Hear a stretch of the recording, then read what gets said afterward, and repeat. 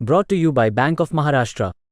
Bank of Maharashtra ने अपने home loan पर ब्याज दर घटाकर अब कर दिया है केवल 8.35%, वो भी जीरो प्रोसेसिंग फी पर। नमस्कार, आप देख रहे हैं बिस्तक का खास शो। आज आया है देश का बजट। तो ये बजट अर्थव्यवस्था के लिहाज से कैसा है और बाजार पे इसका क्या इम्पैक्ट पड़ेगा, क्या बाजार खुश होगा इस बजट के बाद? इस मुद्दे पे चर्चा करने के लिए आज हमारे साथ बेहद ही खास मेहमान मौजूद हैं। हमारे साथ कोटक एएमसी के सीईओ और एमडी नीलेश शाह जी इस समय मौजूद हैं। नीलेश जी नमस्कार, स्वागत है आपका बिस्तक पे। Thank you for having me over here. Sir पहले तो इस बजट क्या ये बजट अर्थव्यवस्था की ग्रोथ को बढ़ावा देने वाला बजट था?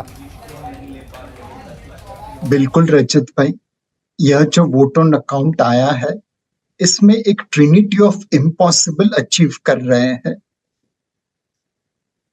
Consumption at the bottom end of pyramid उतनी तेज गति से नहीं बढ़ रहा जितना टॉप ऑफ द पिरामिड का बढ़ रहा है। रूरल कंजम्पशन उतनी तेज गति से नहीं बढ़ रहा है जितना अर्बन कंजम्पशन बढ़ रहा है। इस बजट में इंक्लूसिव ग्रोथ के लिए पैसा प्रावधान किया गया है। Agriculture, fisheries, self help group, oil seeds, ये सारी चीजों के लिए पैसों का प्रावधान करके हमने रूरल कंजम्पशन और bottom end of pyramid consumption को सपोर्ट किया है। दूसरी चीज है, आपको ग्रोथ के लिए निवेश करना जरूरी है। इस बजट में इंफ्रास्ट्रक्चर के लिए 11,11,000 करोड़ का प्रावधान किया गया है। और तीसरी चीज है, आज इंडियन मार्केट प्रीमियम वैल्यूएशन पे ट्रेड कर रही है। लोगों की हमसे बहुत अपेक्षा है प्रूडेंट पॉलिसी के लिए। इस बजट में फिस्कल डेफिसिट नंबर मार्केट की धारणा से कम आया है और अगले साल का फिस्कल डेफिसिट नंबर भी मार्केट की धारणा के अनुसार दिया है। तो ये सारी चीजें मिला के ग्रोथ को सपोर्ट करेगी, ग्रोथ को बढ़ावा देगी। सर लेकिन मार्केट पे इसका क्या असर पड़ेगा, क्या बाजार के लिहाज से और क्या जो बाजार एक्सपेक्ट करके चल रहा था उसके मुताबिक आया है बजट?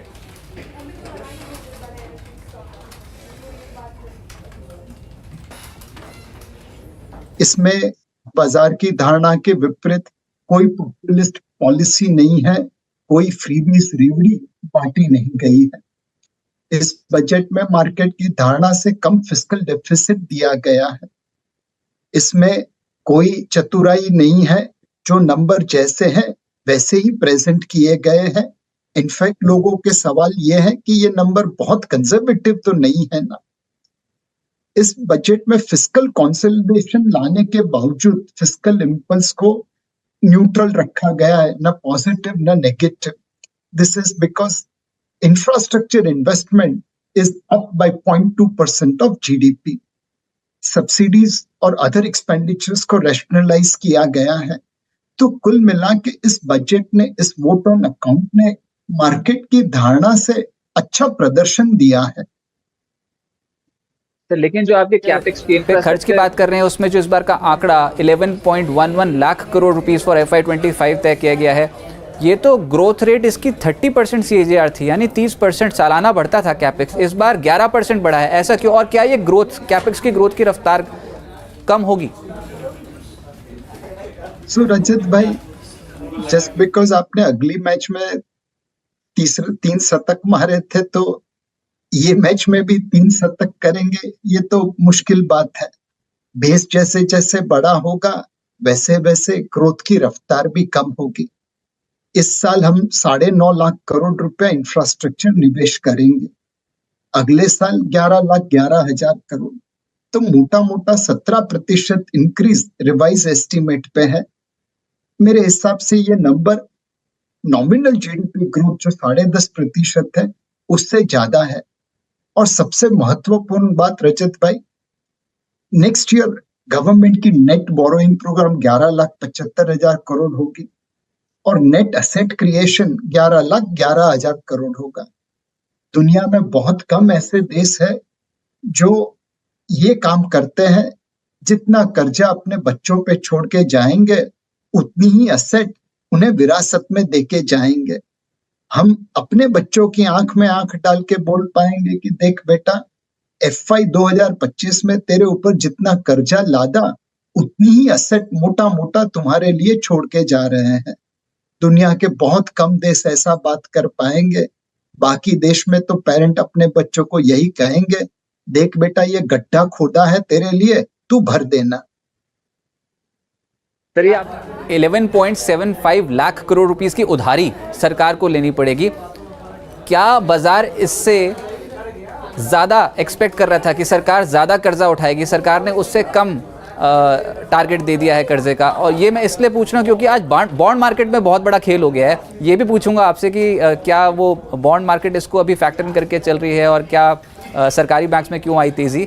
पर पहले आप ये बताएं कि ये जो 11.75 लाख करोड़ रुपीस का कर्ज है, ये आपके एक्सपेक्टेशन से ज़्यादा है या कम? एक कल FOMC की भी मीटिंग हुई थी, वहां पे भी उन्होंने रेट कट मार्च की जगह मई जून में होगा वैसी बात की है। सेकंड, जो क्रॉस और नेट बोरोइंग का प्रोग्राम आया है वो मार्केट की उम्मीद से थोड़ा कम है क्रॉस बोरोइंग साइड पे, और नेट बोरोइंग पे मोटा मोटा उसके आसपास है। महत्वपूर्ण बात यह है कि इस साल डेट FPI का फ्लो आएगा, और जिस तरह का फिस्कल कंसोलिडेशन हमने किया है 5.1% अगले साल, 4.5% से नीचे उसके बाद वाले साल, इससे लोगों की उम्मीद जगी है कि डेट FPI का फ्लो स्ट्रांग रहेगा। हम JP Morgan बॉन्ड इंडाइसेस में जून 24 से मार्च 25 के बीच में इंक्लूड हो जाएंगे, तो तकरीबन $25 बिलियन का पैसिव इंडेक्स मनी आएगा। अगर ब्लूमबर्ग बॉन्ड इंडेक्स और ब्लूमबर्ग एग्रीगेट बॉन्ड इंडेक्स में इंक्लूड हो जाएंगे तो और $10-12 बिलियन आ सकता है। प्रोबेबली हम इस वक्त रेट में कटौती देख रहे हैं मार्केट साइड पे। 10 ईयर यील्ड 7.15 की 7.05 हो गई। वो इसलिए हुई है कि नेट बोरोइंग प्रोग्राम धारणा के अनुसार है, बट फिस्कल कंसोलिडेशन की वजह से डेट FPI का फ्लो शायद ज्यादा अच्छा आएगा, ऐसा लोगों को लग रहा है।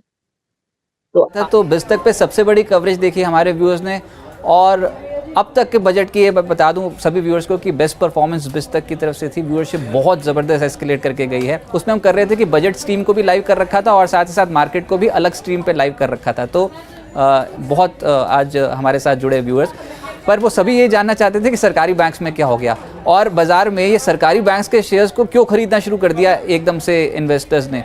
ऐसा क्या था सर, क्या भांप लिया बाज़ार ने? जब ब्याज की दरें नीचे आती है तो ट्रेजरी गेन होता है। दूसरा, RBI बैंकों को क्रेडिट डिपॉजिट रेशो ठीक करने की बात कर रहा है। PSU बैंक की लायबिलिटी फ्रेंचाइज सबसे अच्छी है, उनका क्रेडिट डिपॉजिट रेशो सबसे अच्छा है, तो उस वजह से उन्हें आने वाले समय में ट्रेजरी गेन का फायदा होगा ब्याज के दरों में कम होने की वजह से। और लायबिलिटी फ्रेंचाइज, डिपॉजिट फ्रेंचाइज अच्छी है और CD रेशो ठीक है, तो फर्दर मार्केट शेयर मिलेगा क्रेडिट एक्सपेंशन में, और शायद उस वजह से PSU बैंकिंग स्टॉक में आज खरीदारी देखी गई है। अभी एक और फोकस एरिया था बजट से पहले, दैट वाज PSU स्टॉक्स। आपके फंड हाउस की क्या कॉल है PSU स्टॉक्स पे, स्पेशली रेलवेज पे, डिफेंस पे और रियल एस्टेट से जुड़ी जो कंपनियां हैं, पावर सेक्टर की जो कंपनी है और जहां पर सरकारी ठप्पा है, उन कंपनियों पे क्या करना चाहिए? हमने PSU में 2 अलग अलग भाग किए हैं।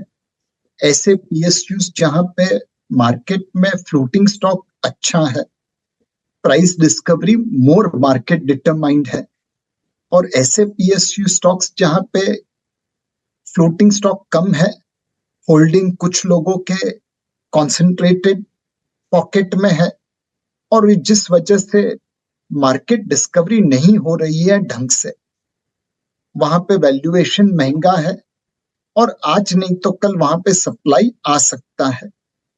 तो हमने जो मोर मार्केट डिटरमाइंड या सस्ते PSUs है वहां पे निवेश किया है। जो महंगे PSUs है और लो फ्लोटिंग स्टॉक वाले PSUs है वहां पे थोड़ा परहेज किया है।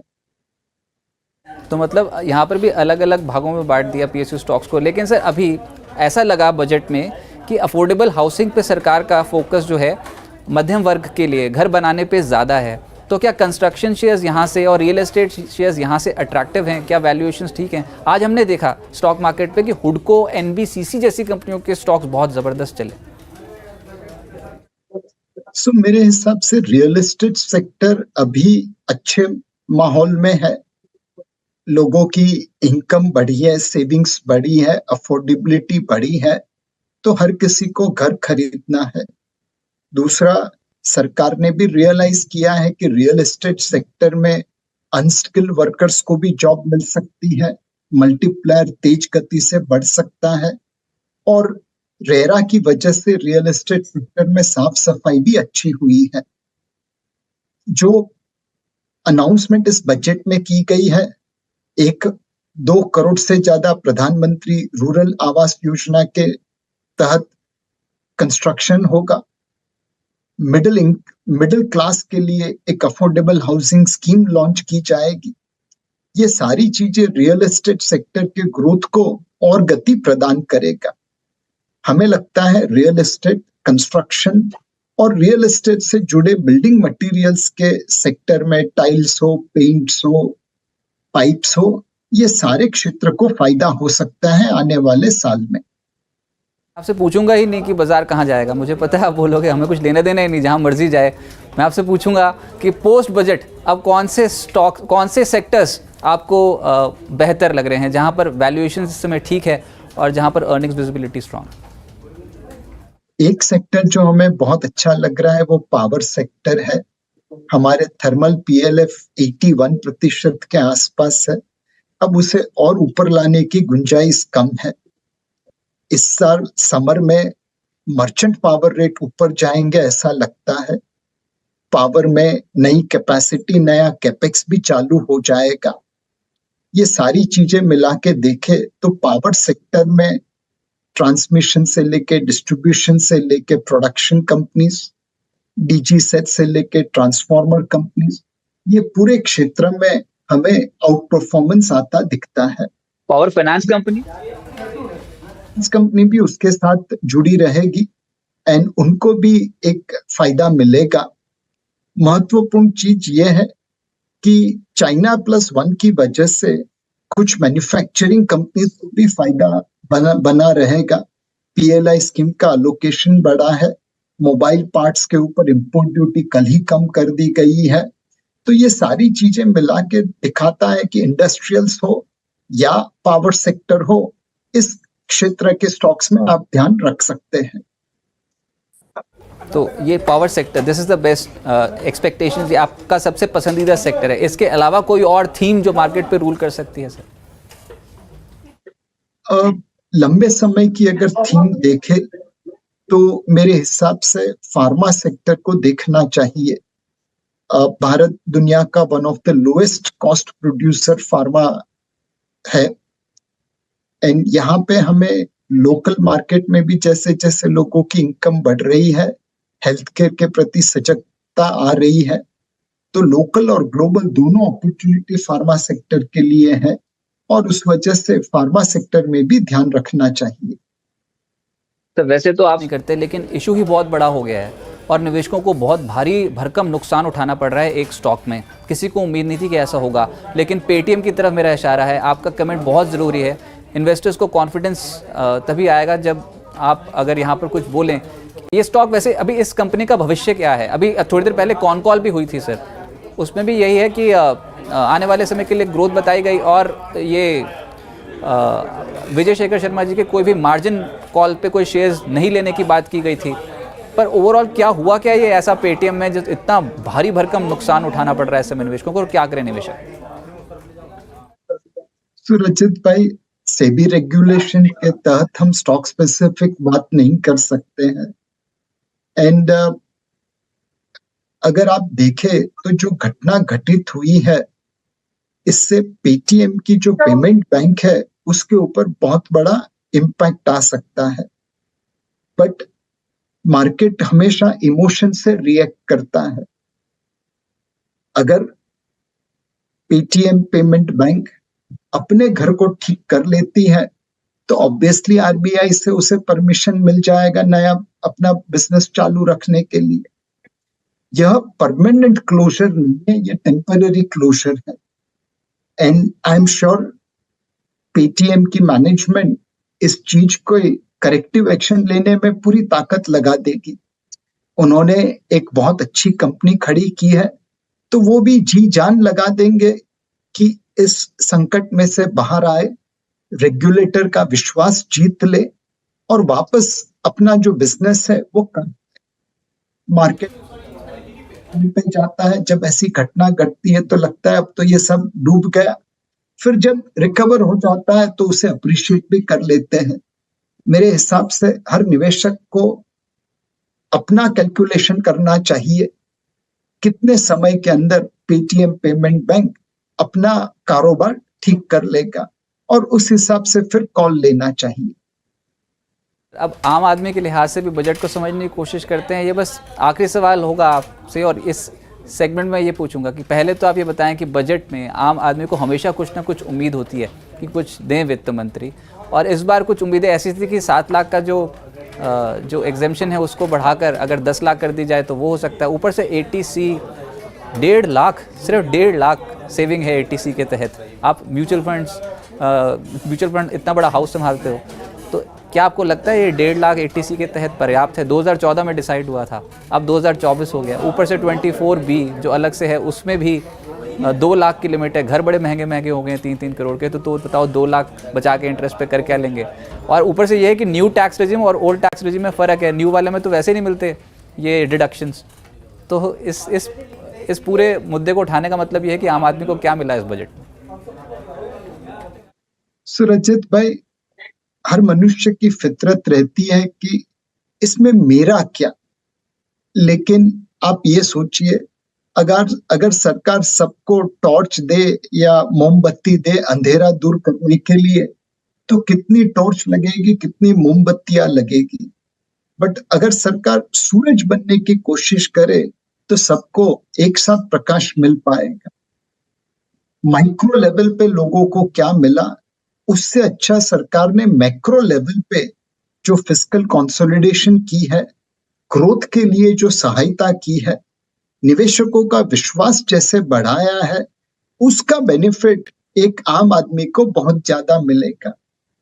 ऑब्वियसली सूरज की प्रकाश को पहुंचने में थोड़ा समय लगता है। मोमबत्ती आप अभी जलाओ अभी प्रकाश मिलेगा, सूरज की किरणों को पृथ्वी तक पहुंचते शायद 6-7 मिनट लग जाती है, लेकिन सूर्य का प्रकाश आपके लिए लॉन्ग टर्म सोल्यूशन है। तो इस बजट में कुछ लोगों के लिए मोमबत्ती जलाई गई है, जैसे विमेन है उनको सेल्फ हेल्प ग्रुप के लिए कंसेशनल पैसा है, एग्रीकल्चर, रूरल हाउसिंग, फिशरीज, इनके लिए बजट में कुछ प्रावधान है, रिसर्च एंड डेवलपमेंट के लिए प्रावधान है। तो जहां पे बहुत अंधेरा था वहां पे मोमबत्ती दी गई है, बट बाकी लोगों के लिए एक सूर्य को उदयमान करने की कोशिश की गई है। सबको प्रकाश मिलेगा, थोड़ी देर जरूर हो मोमबत्ती के सामने। जाते जाते देश के इस बजट को अगर रेटिंग देनी हो, 10 सबसे बड़ी रेटिंग, तो आप 10 में से कितने नंबर दो? इस बजट को रजत भाई मैं कहूंगा 10 में से 10 नंबर है। उम्मीद से ज्यादा दिया है। बचपन में एक एडवर्टाइजमेंट का स्लोगन याद रहता था, owners envy, owners pride, neighbours envy. यह बजट भी कुछ उसी तरह का है, citizens pride and peers envy. अपना समय, कीमती समय हमको देने के लिए बजट वाले दिन बहुत बहुत शुक्रिया सर, बिस्तक को ज्वाइन करने के लिए। Thank you sir.